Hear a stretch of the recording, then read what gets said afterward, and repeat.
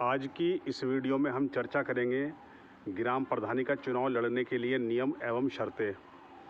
कई बार ऐसा होता है जो नए लोग होते हैं जो ग्राम प्रधानी का चुनाव लड़ने के इच्छुक होते हैं तो उन्हें नियम और शर्तों का पता नहीं होता।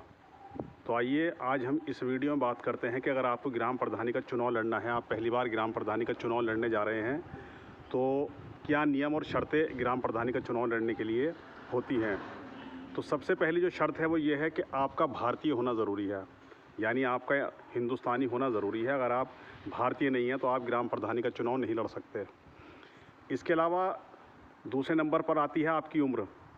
आपकी उम्र का 21 साल होना ज़रूरी है, यानी अगर आप 21 साल से कम हैं तो आप ग्राम प्रधानी का चुनाव नहीं लड़ सकते।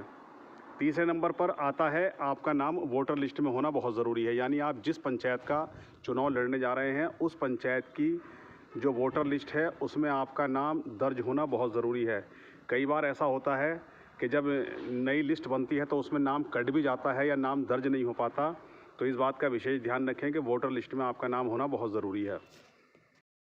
चौथे नंबर पर जो नियम है वो ये है कि जो आदमी उम्मीदवार का पर्चा भरे वो आदमी पागल नहीं होना चाहिए, यानी उसका दिमाग सही हो, उसकी याददाश्त बिल्कुल सही हो, वो पागल ना हो या फिर वो दिवालिया ना हो, यानी जिसे दिवालिया घोषित कर दिया जाता है वो आदमी या पागल आदमी ग्राम प्रधानी का चुनाव नहीं लड़ सकता। ग्राम प्रधानी का चुनाव लड़ने के लिए जो उम्मीदवार है उसको किसी भी मुकदमे में सज़ा ना हुई हो। ये पांचवी शर्त है या पांचवा नियम कह लीजिए इसे, कि उसे किसी भी मुकदमे में सज़ा ना हुई हो, वो जेल ना गया हो या कोई उसके खिलाफ़ मुकदमा विचाराधीन ना हो। इन दोनों ही हालात में कोई भी आदमी ग्राम प्रधानी का चुनाव नहीं लड़ सकता।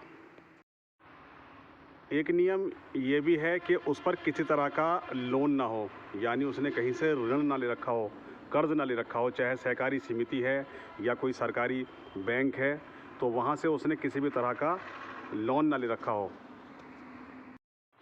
एक और नियम जो हम आपको बताने जा रहे हैं, आप उसे सुनकर हंसेंगे, भले ही चाहे वो छोटा सा नियम है, लेकिन अपने आप में कानून तो कानून होता है। तो कानून के मुताबिक आपकी तरफ बिजली का बिल बकाया ना हो, यानी जो आदमी ग्राम प्रधानी का चुनाव लड़ने जा रहा है उसके नाम पर बिजली का बिल बकाया ना हो, यानी आपने जब आप ग्राम प्रधानी का चुनाव लड़ें तो आपने अपना वो कर्ज अदा कर रखा हो, यानी आपका बिल भरा हुआ होना चाहिए बिजली का।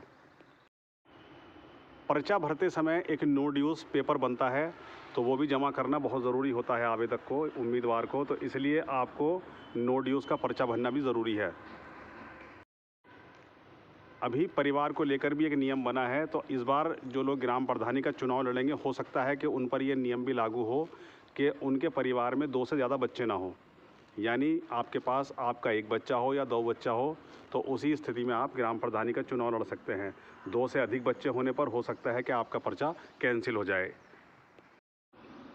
अगर किसी उम्मीदवार ने पिछली बार भी इलेक्शन लड़ा हो ग्राम प्रधानी का, तो उसे इस बार अपने पिछले चुनाव का जो उसने इलेक्शन लड़ा था उसका खर्चे का ब्यौरा देना बहुत ज़रूरी है। चुनाव आयोग को उसे दिखाना पड़ेगा कि उसने पिछले इलेक्शन में कितना पैसा खर्च किया था। इसके अलावा जब ग्राम प्रधानी का पर्चा भरा जाता है तो उसमें ज़मानत राशि जमा की जाती है, वो उस वक्त के हिसाब से रखी जाती है, यानी जिस टाइम इलेक्शन की घोषणा होगी, जब आप पर्चा भरेंगे ग्राम प्रधानी का तो ज़मानत राशि आपको जमा करनी होगी। ये हर उम्मीदवार को जमा करनी होती है।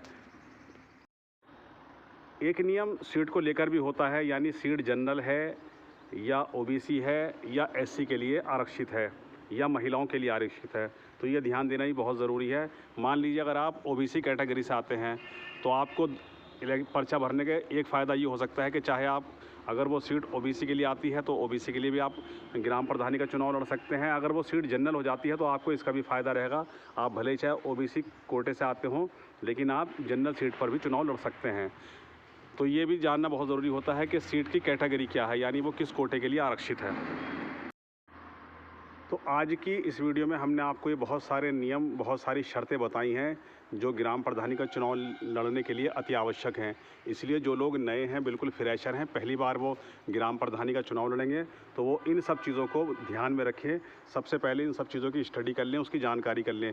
इसके लिए चुनाव आयोग की वेबसाइट भी है और आप कई और अन्य माध्यम से भी जैसे गूगल वगैरह पर सर्च करके भी आप ये जानकारी हासिल कर सकते हैं। तो इसलिए ग्राम प्रधानी के चुनाव में जो नियम और शर्तें हैं उनका विशेष ध्यान रखें।